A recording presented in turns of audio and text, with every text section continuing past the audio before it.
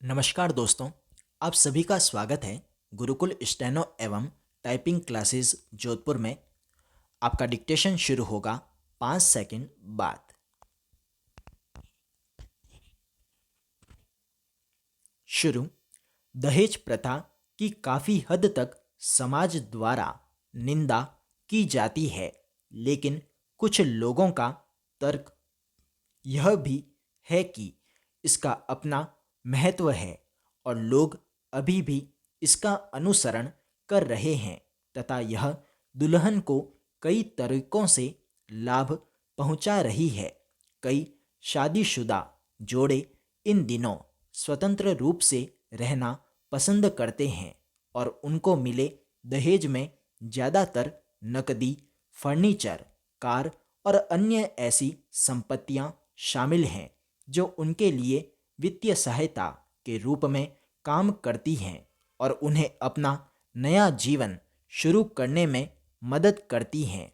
शादी के वक्त दोनों दुल्हा और दुल्हन अपना भविष्य शुरू करते हैं और वे आर्थिक रूप से इतने अच्छे नहीं होते कि वे इतने ज़्यादा खर्चों को एक बार में वहन कर सकें। लेकिन क्या यह एक वैध कारण है? यदि यह मामला है तो दुल्हन के परिवार पर पूरा बोझ डालने की बजाय दोनों परिवारों को उन्हें बसाने में निवेश करना चाहिए।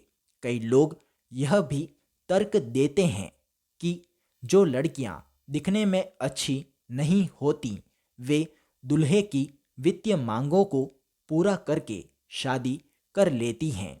पैरा, यह दुर्भाग्यपूर्ण है कि लड़कियों को बोझ के रूप में देखा जाता है और जैसे ही वे 20 की उम्र पार कर लेती हैं उनके माता पिता की प्राथमिकता यही रहती है कि वे उनकी शादी करवा दें।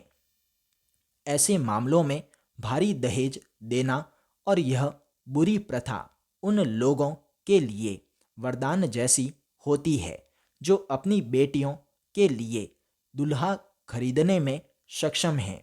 हालांकि अब ऐसा समय है जब ऐसी सोच को बदलना चाहिए।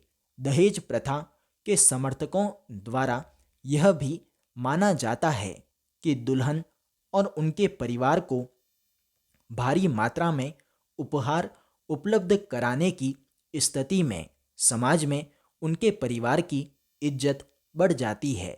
हालांकि आंकड़े बताते हैं कि ज़्यादातर मामलों में इसने लड़कियों के खिलाफ काम किया है।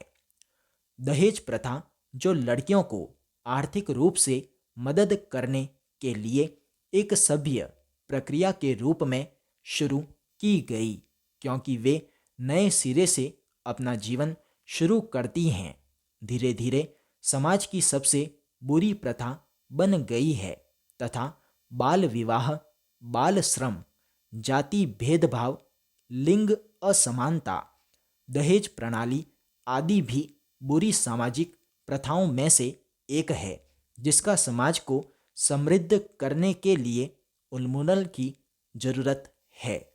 हालांकि दुर्भाग्य से सरकार और विभिन्न सामाजिक समूहों द्वारा किए गए प्रयासों के बावजूद यह बदनाम प्रथा अभी भी समाज का हिस्सा बनी हुई है।